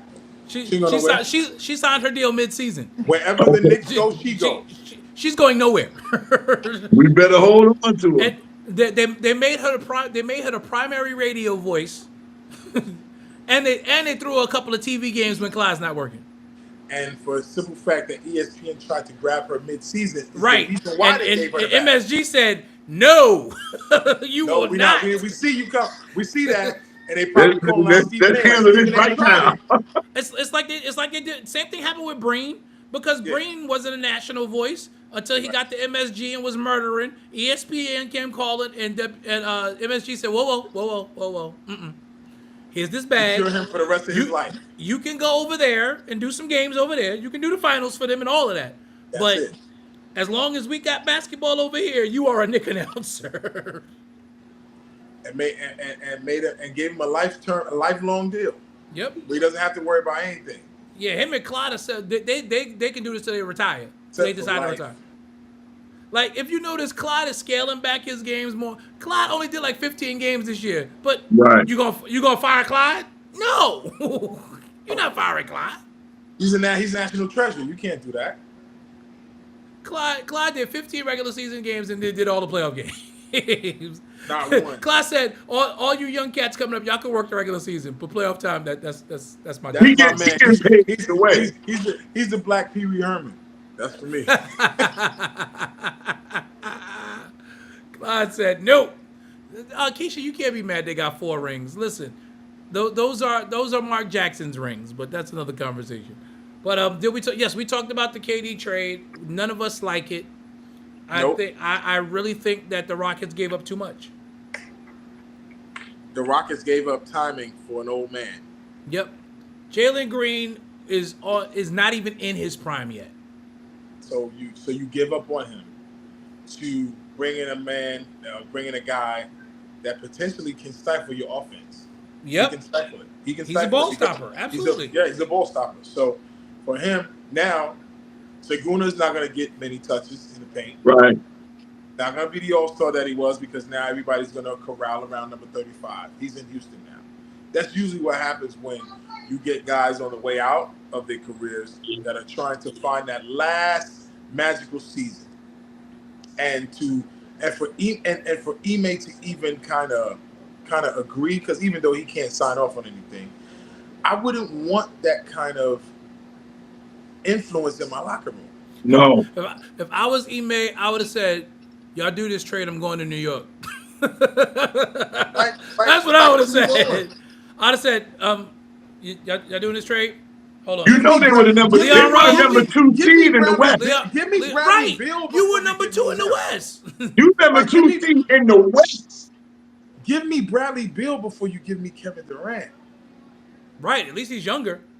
Right, and at least this is another guard that you can compound with Jalen Green. With Jalen Green, exactly. Like, come on. Like, you give me KD, that's it. You brought No in, you point brought guard. in a 7-foot aging wing. Yeah, he gets you 27, but how many games he gonna play? Who is now going to clog up your spacing offense because he's a master of the mid-range at this point in his career. There's no explosiveness left. He's coming off of, he's 37 and had 2 major leg injuries. Yeah. 2. Not 1. 2. And we all know the Achilles robs you of your explosiveness. So, what are we doing here? And Houston got some of the worst barbers anywhere. I don't know what happened. Can you hear us still, Willie? Will, can you hear us? Trey. I don't know Well. what happened here. Will, can you hear us, Will? Call your mom. What happened? Your wife called and knocked you off? Well, I was going to tell him, go out, come back in. Because if you're doing it from your phone ring is going to knock your audio out. Because your phone is going to take your audio. And that's a bad deal for Houston, man. Because I think Jalen Green was on his way to his prime. Right. And you got to, because Will didn't hear it, you got a 37-year-old KD who's 37 and coming off of 2 major leg injuries. 2 of them. Not 1, 2. Will, you back? Can you hear us? Yeah, just give me 1 second.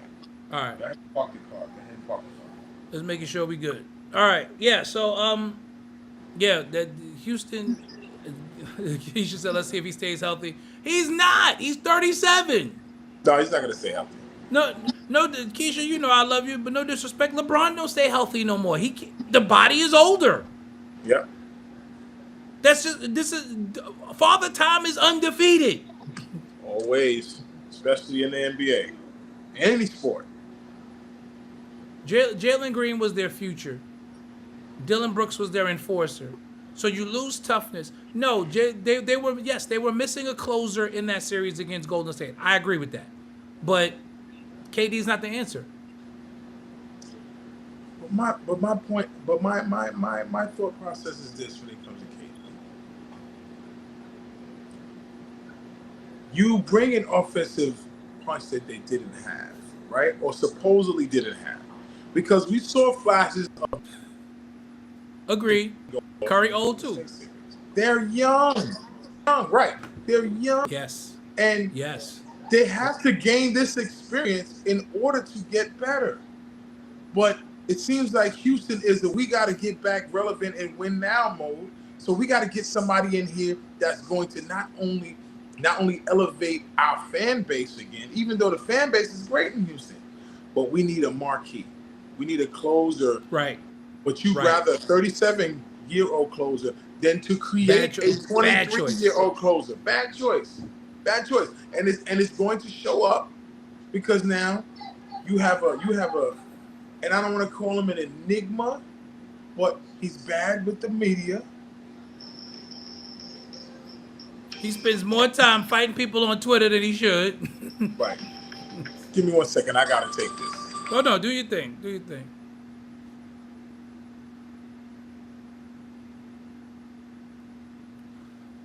Will be back in a minute, but we actually getting ready to close out very shortly anyway. But it is absolutely true. Keisha, yes, we talked about Hallie's injury. You mad late, bro. You know you're supposed to be 8 o'clock. 8 p.m. 5 p.m. Central. 1 o'clock in the morning in England. Like, how many times I gotta tell you that, Keisha? But did we talk about the Halle injury? Yes, we talked about all this stuff. You late. We about to get off. We've been on for 90 minutes already.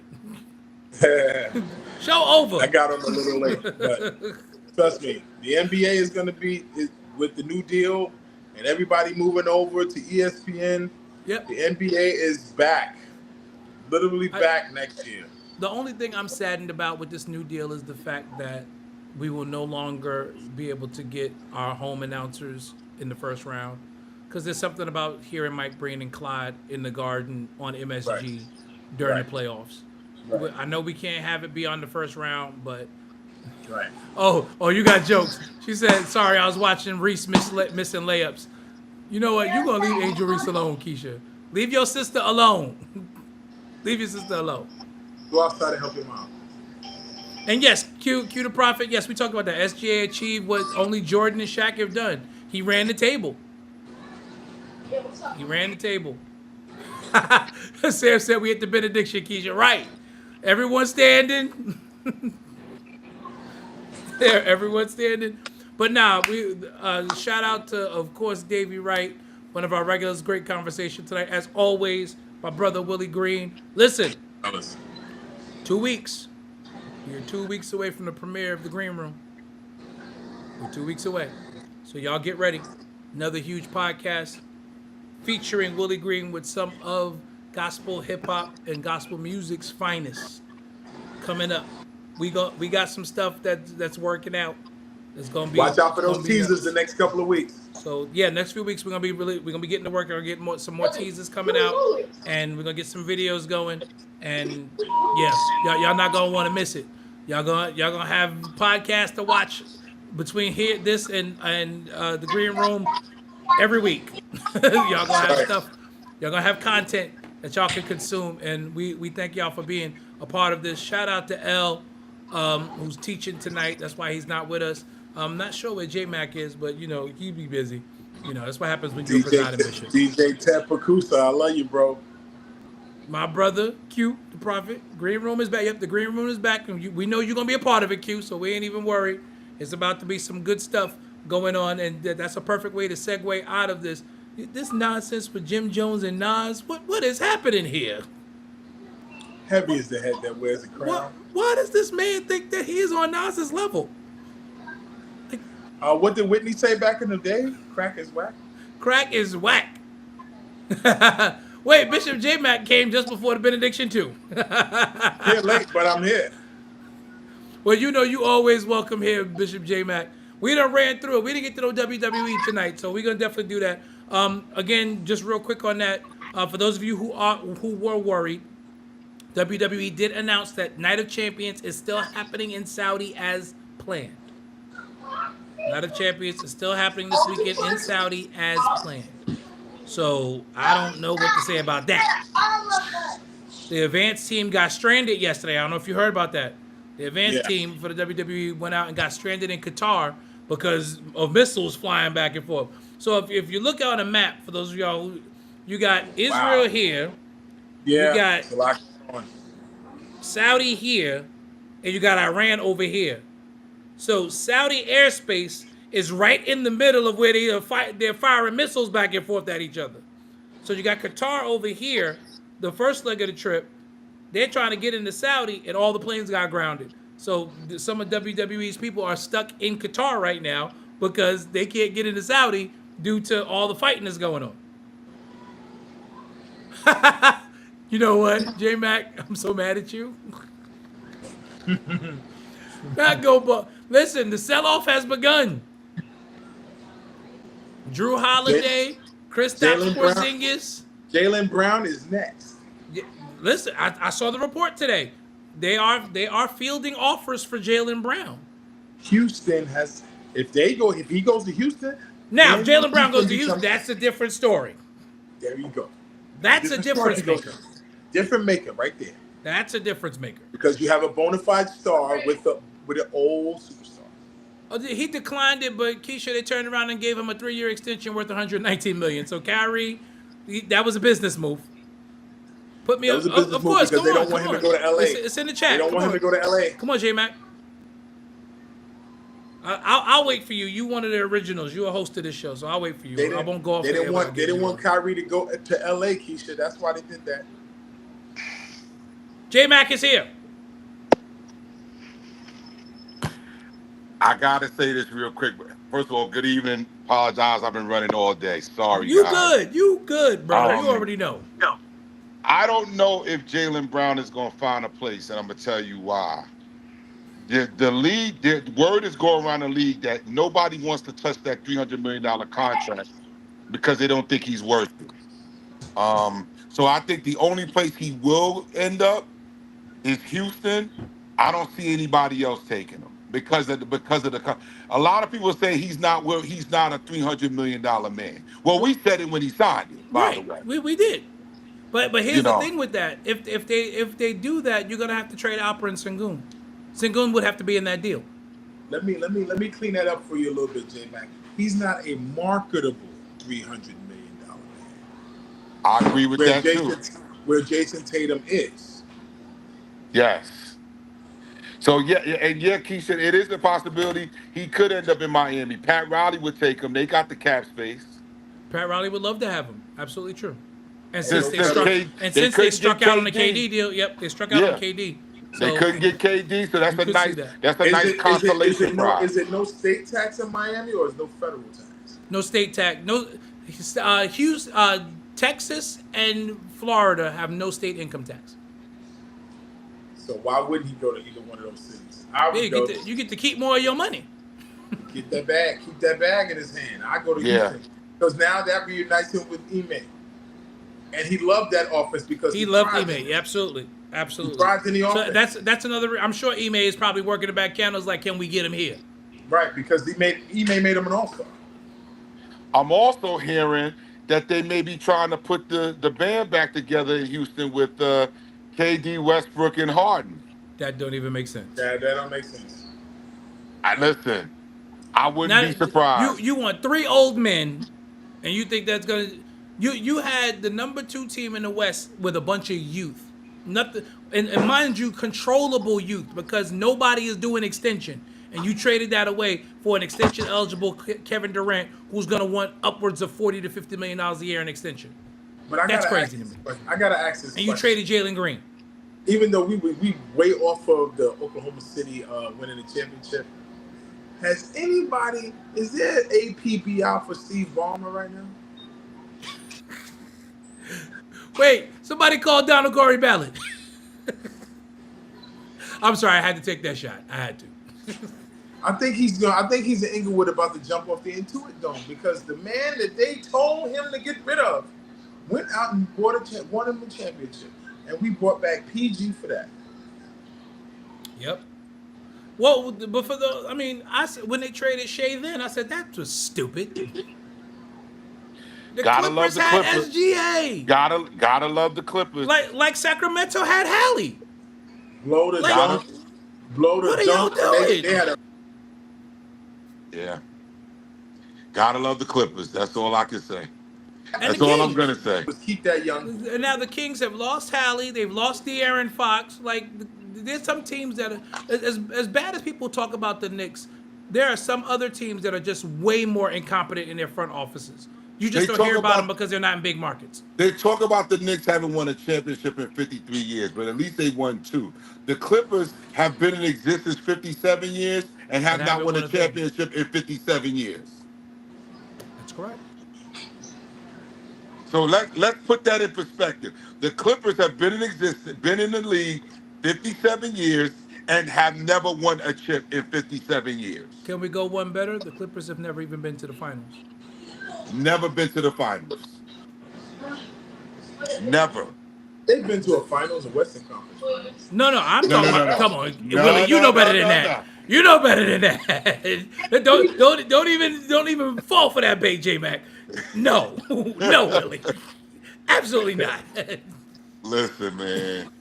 That's why I laugh when people talk about the Knicks. As bad as the Knicks have been, there are other teams who are worse.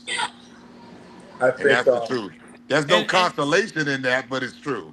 Listen, the I'll say Clippers this. have I'll been say this. You guys are definitely on the clock. and you guys. Oh, definitely. The better- window you guys of better heaven. get this I said right. it at the beginning of the show. The window of heaven is open, You especially guys with everything better- that's going on. The window Because of if you heaven. The don't- road if you has don't- been cleared. If you don't get this right, Oh, we talked about Philly already. Keisha, you late. New York is going to riot if y'all don't get this right. No, Philly's not getting anybody, Keisha. They're gonna try to run it back with Nick Nurse and his team that they got. Yeah, they're not doing nothing. They're not going to do nothing. Their Besides, they don't have big the cap- big they don't have pickup the was cap Quentin space to do Grimes. anything, but they just gave Joel an extension. They don't got no money. Their backcourt scares me, but that's about it. They don't got no Because money. Tyrese Maxey and Quentin Grimes is gonna be a problem. Maxey and Grimes is gonna be a problem. And so The only liability there is Oubre. It's the only liability with Philly right now, and nobody. yeah, because wants he can't shoot. it. Right, and nobody's gonna eat up that contract he got from Charlotte. Nobody can eat that up. Yeah, nobody's taking that contract. Yeah, Nobody take that I contract. agree with that. But Well, the Knicks got to make a splash in the next couple of weeks to months. They got to get this coaching thing right. But if they don't, listen, and that's why I don't mind them taking their time. Again, it'll be the Bronx doing basketball. And I said it earlier. I'm sure J Mac will agree. Leon Rose has not made a bad decision yet. So I'm gonna give him the benefit of the doubt. I am too. I'm going to be patient. I mean, everybody's talking about, oh, the Knicks fired their coach and didn't have a plan. Well, we talked about this last week. They do it in corporate America all the time. They fire somebody without having a successor in place. They go out and look for one. They even do what the Knicks did. They go and knock on doors and say, "Hey, can we talk to him? Can we talk to him?" It happens in corporate America every All the day. time. Listen, And remember, I said a name last year that they threw out there. They threw Jay Wright's name out there, and Jay Wright just spelled all of that. Said, "I don't want to coach." Period. right, So I was right. It like, wasn't about the they Knicks. already- It they was. had that in the mix. They had that in their bag. Jay They're like, Wright "You said, know "I'm happy being retired." Exactly. Jay Wright is Right. happily retired. But it He's was a happily- name that they were toiling with because they were like, this Villanova thing that we got going on here in New York, they might need a voice that they're familiar with.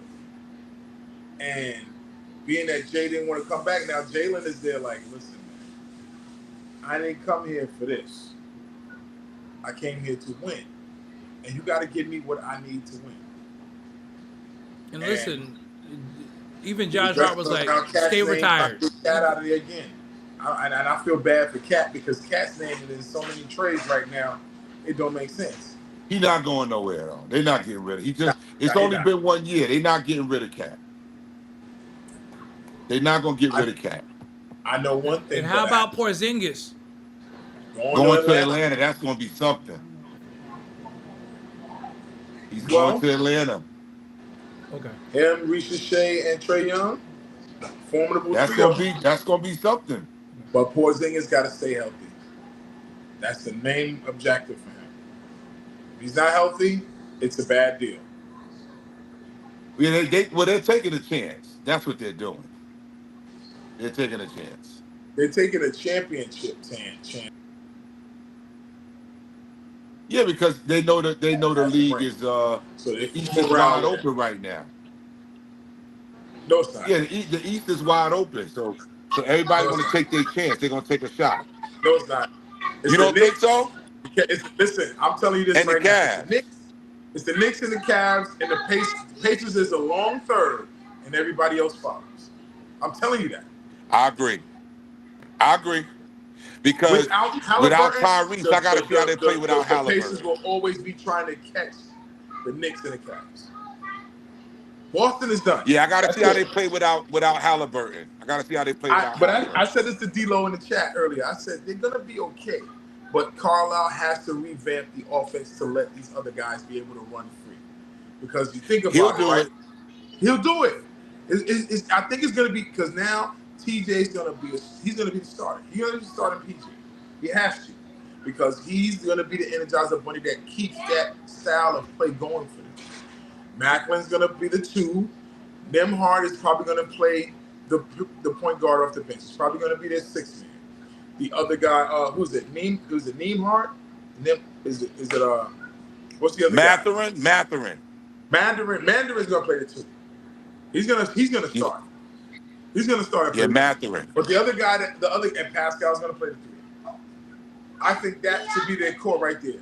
And Miles Turner is going to play the five. And I think they should bring Obi. I think they should make Obi their power forward. I really think they should give him an opportunity to really, really play, man. Because let's think about He this. Was a guy that led himself in the playoffs. This was a guy that led the nation in scoring at Dayton. He So proved has himself in the tools. playoffs this year. College He player did of work the this year. year. Yeah, college player of the year. He has the tools, but I think he's always found himself falling into a system that not only doesn't adhere to his skill set, like the Knicks, he really didn't translate to what the Knicks were trying to do, because the Knicks are slow, then fast, then slow, then fast.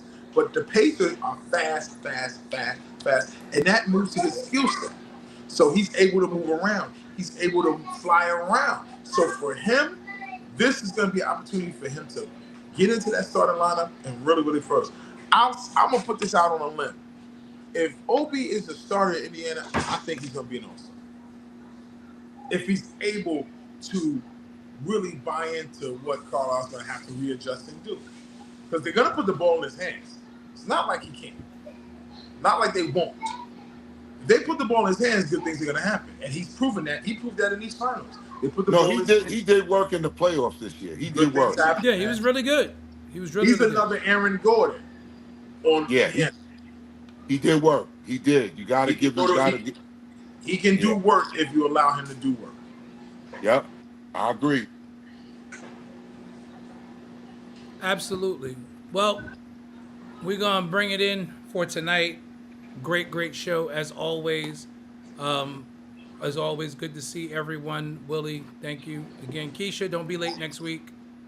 Don't be late in the comments next week. Q the Prophet, Sam Jennings, Victor George Smith, Pastor David Wright. He had to roll out, but we appreciate the Tibbs Advocate being on tonight.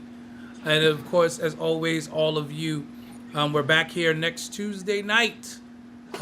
We'll probably be talking some Night of Champions, WWE this weekend. We'll see how it goes. I think it's very interesting that they're still going through with this Saudi show. But, hopefully, we'll be praying for the safe arrival and departure of all those WWEers, because that would be the kind of thing that Iran would attack. Yeah. And Netflix got a bag of money over there. So they gotta try to. And that Saudi prince done paid too much money to WWE. They got $50 million. It's $50 million. They gotta go. Peacock gotta make that investment work. So we'll see what happens. We'll talk some Night of Champions next week, as we get ready to see what will happen. Looking forward. I'm doing it now. We gotta go, but we gotta talk about the reverse pipe bomb.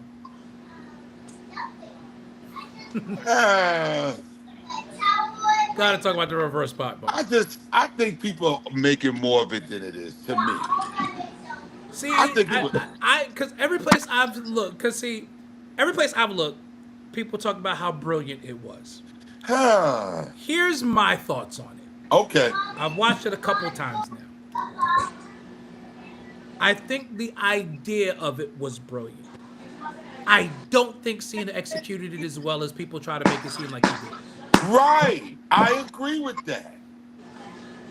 Because they're trying to make it seem like, oh, this was cinema. It could have been. Right. But to me, it just harkened me back to CM Punk's pipe bomb. It brought me back to that, and to me, he was trying to live up to it. Right. He was trying to live up to it. I And agree. I'm sorry, CM Punk's pipe bomb that's going to be hard to surpass. It's People gold. are trying to make this better. It just didn't do it for me. But I'm be honest, I actually kind of like this Cena right now, because all bets are off in every place he goes. So he did it at Fan Fanatics this weekend. He did not play to the crowd. He did exactly what he wanted to do. no, he's doing his job as a heel. He's absolutely doing his job. He's absolutely doing his job. So I'm actually, I'm liking this guy. I actually liked it when he attitude adjusted CM Punk on SmackDown on Friday, and it Through was the table. F-bombs all over the place. He was doing what a heel does, and shout out to TKO, shout out to The Rock, because they're making this thing believable. They're making it believable. Yeah, no, I don't disagree with that. I think Cena has done a very good job. Cena is good. I was just particularly talking about Just this. that Friday night. That segment. Right. I still put Punk's pipe bomb. I mean, Punk's pipe bomb was. I mean, like I said, it had the opportunity to be. I would have, and again, I don't want to rewrite it because I understand what they were trying to do. I'm not mad at it. Right. But I would have preferred him start and then just be like, nah, that's what y'all want. I'm not going to give y'all what y'all want. Right. Because that would have played more into the actual character that he's in now. Right. So if he had started going that route and then been like, nah, nope. And see, to me, what he did Friday was exactly what Punk said he was doing. He said, "You trying to be like me?" Yeah. And to me, that was the epitome. That's exactly. That was it. To me, that's what. So to me, Friday night, he just laid himself out on a silver platter for Punk to kill him on the mic. Punk is going to kill him on the mic Friday before the pay-per-view. Well, I'm interested to see because that. you just took another page out of CM Punk's book. You just did another CM Punk. They're definitely gonna run Cena out until the end of the year. I think they're gonna let him be the title holder, and then eventually somebody's gonna snatch it, probably around Christmas time. Cody. Yeah, he'll lose it back to Cody, and then he'll come back and retire as a babyface. Right. Yeah. Right. And then that'll be that. And then he'll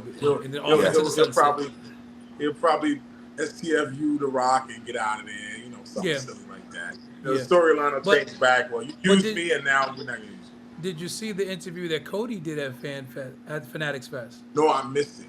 I definitely missed it. Oh, did you? I put it in the chat, J Mac. You see it? I didn't see it, but I heard he said that he's getting near the end of his. He said he's got between 1 and 3 years left as a face. Yep. Who's talking about The Rock? No, Cody. Cody. He said he's got between 1 and 3 years left as a good guy. And he's a better heel anyway. He's a much better heel. And so the interviewer asked him, well, how will we know when you've turned? You won't. No, he's basically said you'll know when you see it fully happen. Which tells us what we've been saying for a while. The seeds have already been planted. Right. And he's like, you'll see it when I fully turn. And I'm like, oh, you just gave us a hint. Remember, this is the new WWE. They plant seeds. They go back in time. This is the new WWE. They play the long game. All of it. This is the new WWE we got here. This is Papa H. Listen, he's doing a great job. Yep. You're doing a great job. Thank y'all, fellas. As always, thank you, audience. We appreciate y'all. We'll see you next Tuesday. Until then, orange and blue skies are still all over. See you next week. Yo, this is the state of emergency. Check. I need all my Knick fans right now to grab your jerseys, your popcorn, your sodas, whatever you gotta do to get ready for this game. I don't care if you're a cheerleader, an athlete, a couch potato. We're here to restore the field. Matter of fact, can you say from New York what I say from New York? Hey, yo, let's go now. Hey, yo, I bring that New York energy. Talking 42nd Street. Alley hoop finger roll. Ain't nobody checking me. Crossover through the legs. Step back, hit a 3. Still up in the hood, but got big baller tendencies. She just trying to get flued out to John Kennedy. Just to see the Knicks play. Make a couple memories. New York, if you ain't from here, don't pretend to be. And if you ain't rocking with the Knicks, you an enemy. Yeah, look at us. Whole city is wild. This is New York. Why y'all ever counted us out? Any game we attend, yeah, we taking it now. Fast break on the court, all up and down. Lead a garden in the pigsty. Yeah, we get it on this side. Bacon, egg, and cheese or the lobster mac with the ribeye. Either way, we winning the overtime if we get tired. Get it with the team, yeah, that's just